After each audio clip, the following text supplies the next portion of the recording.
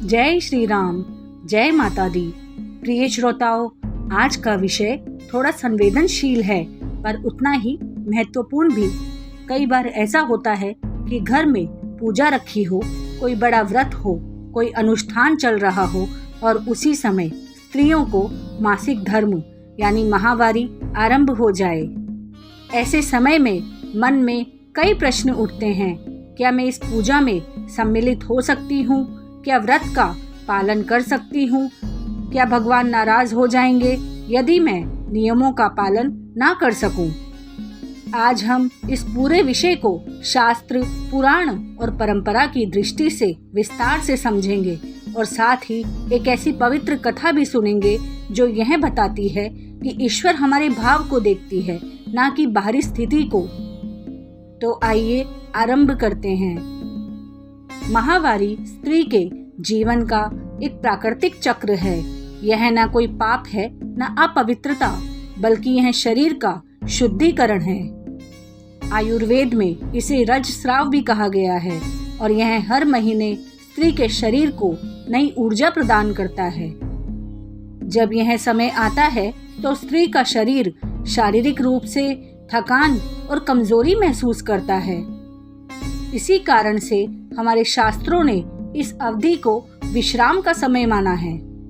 इसे अशौच यानी शारीरिक दृष्टि से असुविधाजनक समय कहा गया, ताकि स्त्री को आराम मिले और समाज भी उसकी स्थिति को समझे।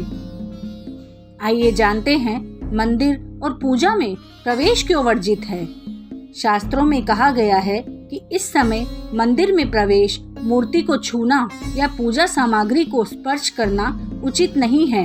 इसका कारण यह नहीं है कि स्त्री अपवित्र है, बल्कि यह है कि उसका शरीर कमजोर स्थिति में होता है। जब हम मंदिर जाते हैं तो हमें लंबे समय तक खड़े रहना पड़ता है, नियम निभाने पड़ते हैं। यह सब उस समय स्त्री के स्वास्थ्य पर प्रतिकूल प्रभाव डाल सकता है। दूसरा कारण यह है कि देव पूजन में पूर्ण शारीरिक और मानसिक पवित्रता की आवश्यकता मानी गई है। माहवारी के समय स्त्री को विश्राम की छूट देकर शास्त्रों ने उसे कठिन कर्म कांड से मुक्त किया है। आइए अब जानते हैं कि माहवारी के समय आप क्या कर सकती हैं। बहनों, यह मत सोचिए कि आप इस समय भक्ति से दूर हैं। आपके पास कई ऐसे उपाय हैं जिनसे आप भगवान से जुड़े रह सकती हैं। मनन और स्मरण, कमरे में शांत बैठकर राम नाम, कृष्ण नाम या दुर्गा स्तुति का जाप करें। भजन और कीर्तन सुने। यदि घर में पूजा हो रही हो तो आप दूर बैठकर भजन सुन सकती हैं। ध्यान और प्रार्थना, बंद नेत्रों से भगवान का ध्यान करें और उनसे हृदय की बातें कहें।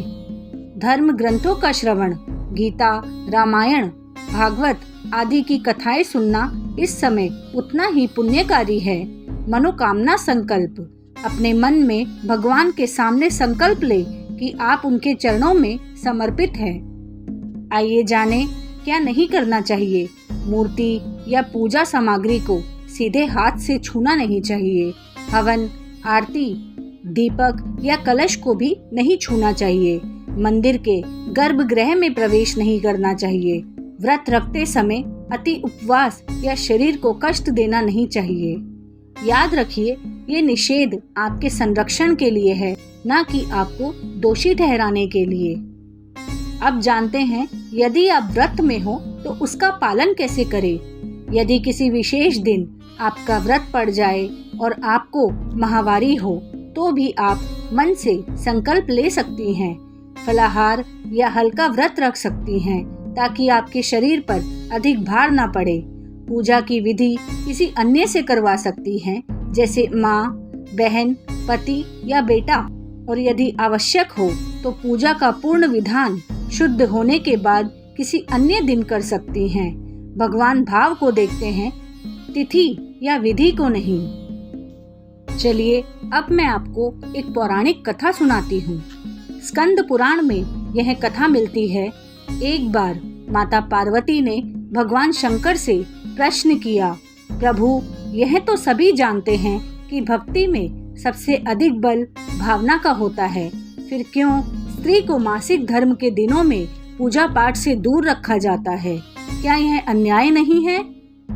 भगवान शंकर मुस्कुराए और बोले, पार्वती, यह समय स्त्री के लिए विश्राम और आत्मशुद्धि का है।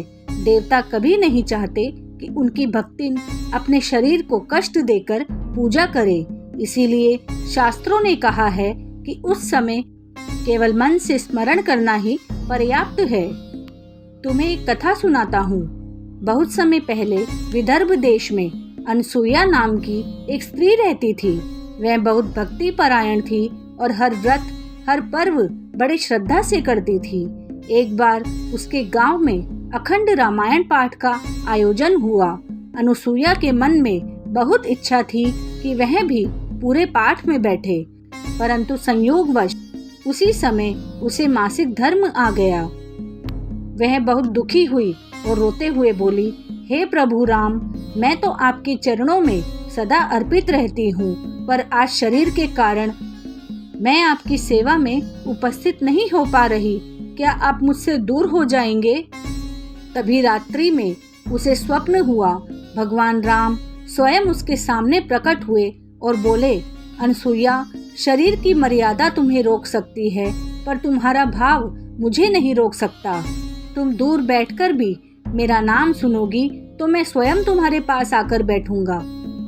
अगले दिन लोगों ने देखा कि जब रामायण पाठ चल रहा था तो अनुसुईया के कमरे से दिव्य सुगंध और प्रकाश निकल रहा था। सबको आश्चर्य हुआ।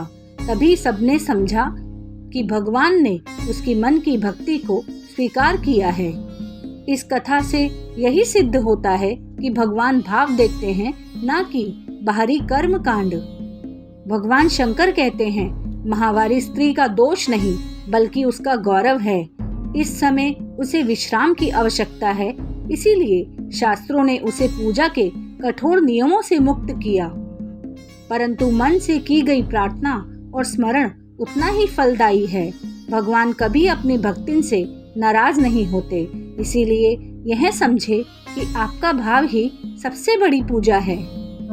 इस विषय को और गहराई से समझने के लिए आइए जानते हैं माँ कामाख्या मंदिर के बारे में। यह मंदिर असम के नीलाचल पहाड़ी पर स्थित है और शक्ति पीठ के रूप में जाना जाता है।